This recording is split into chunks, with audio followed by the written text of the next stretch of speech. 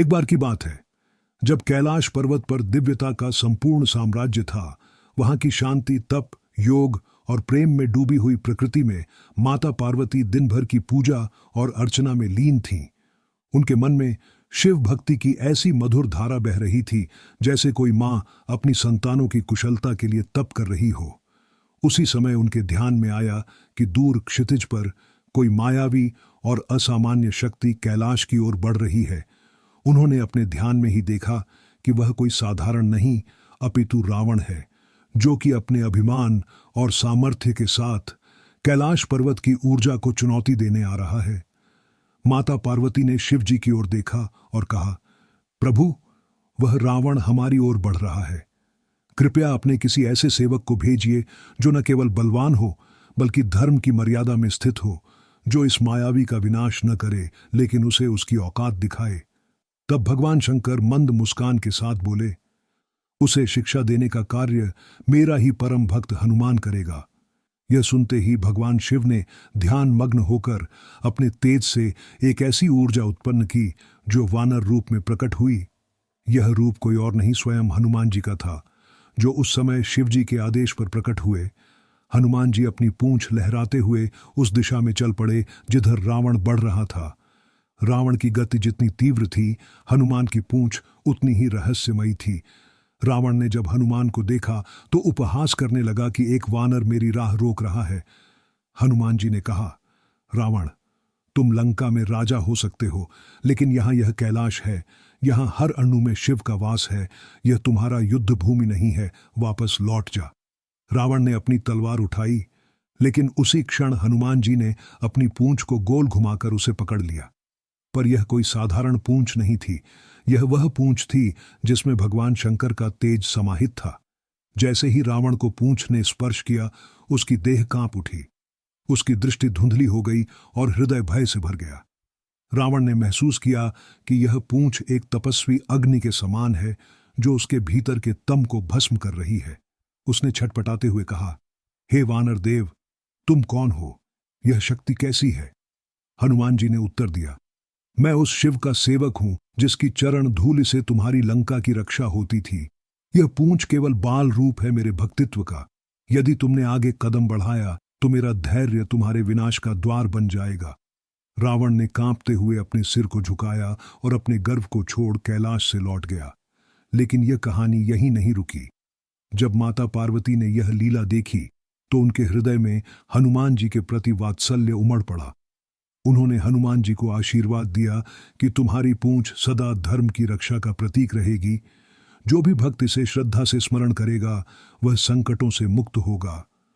उस दिन से हनुमान जी की पूंछ केवल एक अंग नहीं रही, बल्कि एक चेतना बन गई, एक शक्ति बन गई, एक ऐसा रक्षा कवच जो भक्तों को अदृश्य रूप से हर संकट से बाहर निकालने में सक्षम है। समय बीतता गया, लेकिन हनुमान जी की पूंछ से जुड़ी चमत्कारी घटनाएं युगों युगों तक घटती रहीं। कभी किसी बालक को डूबते हुए कुएं से बचाया, तो कभी किसी मां के एकांत प्रार्थना से उसकी बेटी को दुष्टों से मुक्त कराया। एक बार एक गांव में एक वृद्ध महिला, जो अपनी संतान के विवाह के लिए वर्षों से प्रार्थना कर रही थी, उसने केवल एक बार हनुमान जी की पूंछ का ध्यान कर प्रार्थना की, और उसी रात उसके घर विवाह का प्रस्ताव लेकर एक कुलीन परिवार आया। उसकी आंखों में आंसू थे और दिल में हनुमान के प्रति श्रद्धा। एक बार एक सैनिक जो युद्ध भूमि में चारों ओर से घिर गया था, उसने मृत्यु को सामने देख हनुमान जी की पूंछ को स्मरण किया। तभी एक अदृश्य प्रकाश ने उसके चारों ओर एक घेरा बना दिया और दुश्मनों के हथियार उसे छू भी न सके। ऐसी न जाने कितनी घटनाएं इस ब्रह्मांड के हर कोने में घटती रहती हैं, जिनमें हनुमान जी की पूंछ एक अदृश्य ढाल बनकर भक्तों की रक्षा करती है। वैज्ञानिक भी इस ऊर्जा को नहीं समझ सके, क्योंकि यह कोई भौतिक शक्ति नहीं, बल्कि पूर्ण आस्था और भक्ति का प्रतिफल है, जो केवल भक्त हृदय को अनुभव होता है।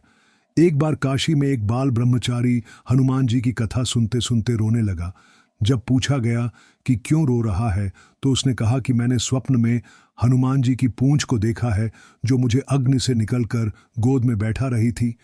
उसके कुछ समय बाद वह बालक एक महात्मा बना, जिसने जीवन भर हनुमान जी की भक्ति से लोगों का जीवन सुधारा।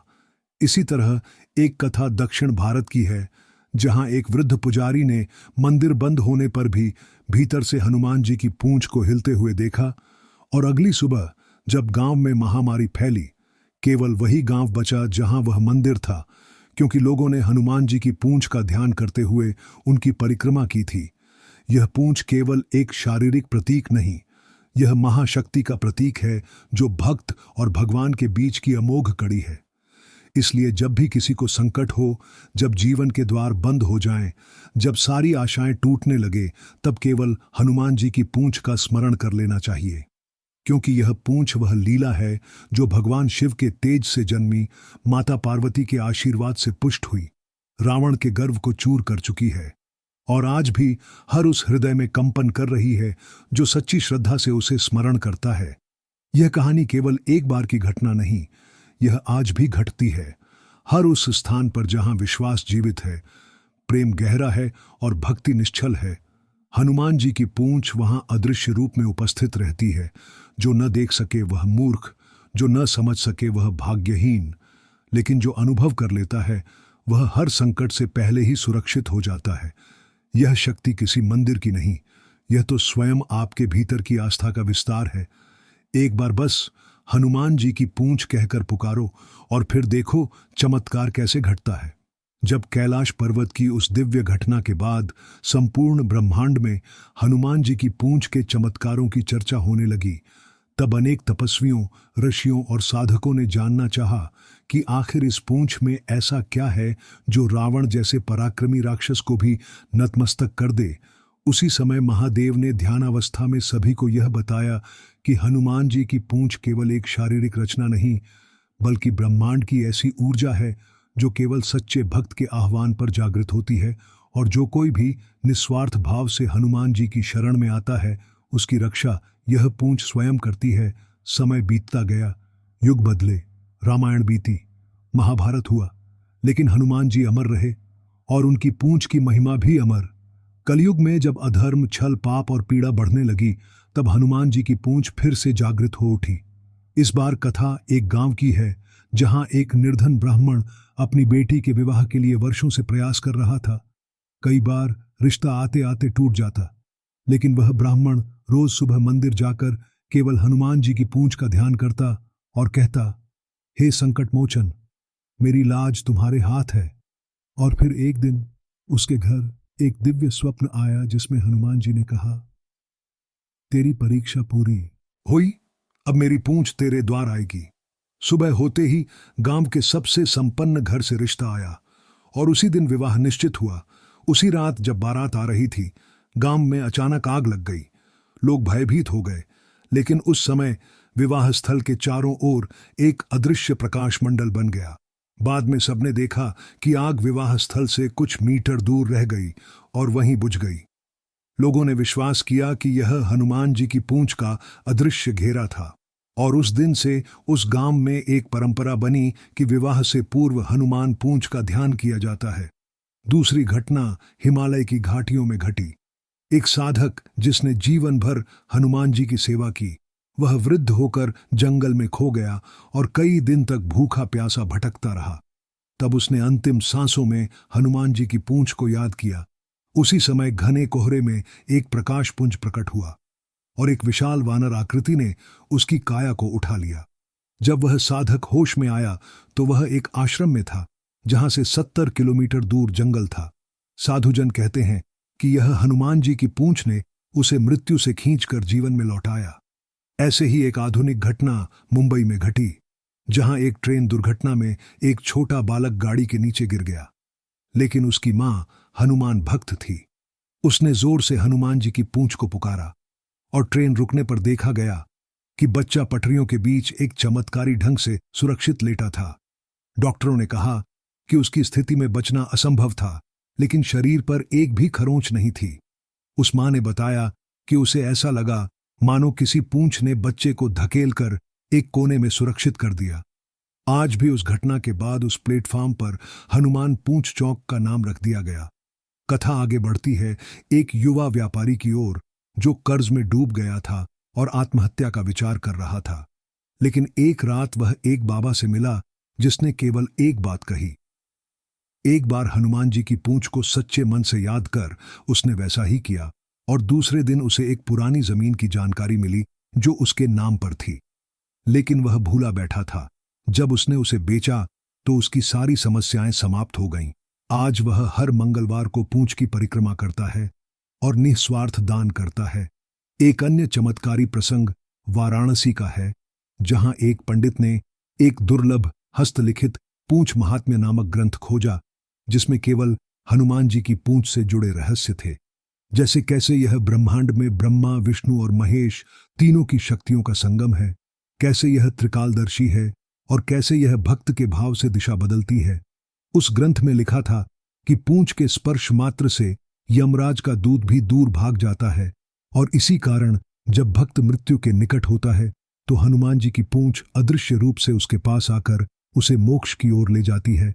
एक घटना राजस्थान के एक गांव में हुई, जहां अकाल पड़ गया। लोग पानी के लिए तड़प रहे थे। एक वृद्ध साध्वी ने केवल एक हनुमान मंदिर के चारों ओर पूंछ का ध्यान करते हुए परिक्रमा की और कहा, हे पूंछधारी, जीवन की डोर तुम्हारे हाथ है। और तीसरे ही दिन वहां प्राचीन कुएं से जल फूट पड़ा। यह सब देख गांव वालों ने उस कुएं को पूंछ जल धारा का नाम दिया।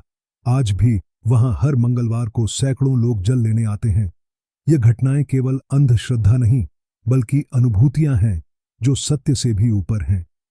वैज्ञानिक इन घटनाओं को संयोग कहते हैं, लेकिन भक्त उन्हें चमत्कार मानते हैं और अनुभव से कहते हैं कि हनुमान जी की पूंछ कोई कल्पना नहीं, वह एक चेतन ऊर्जा है।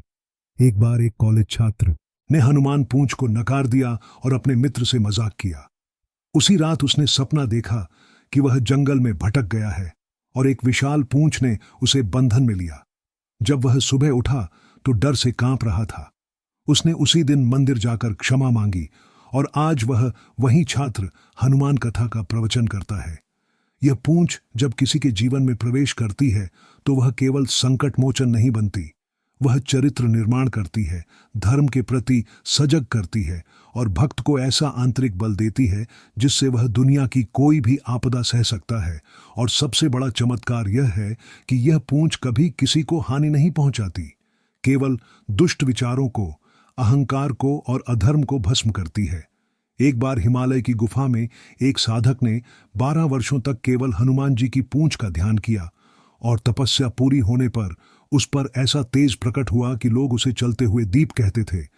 यह केवल प्रतीक नहीं बल्कि सच्चाई है कि पूंछ वह जटिल शक्ति है जो भक्त की रक्षा, संतुलन, साधना और सफलता का आधार बनती है। कथा अंतहीन है क्योंकि पूंछ स्वयं अनंत है।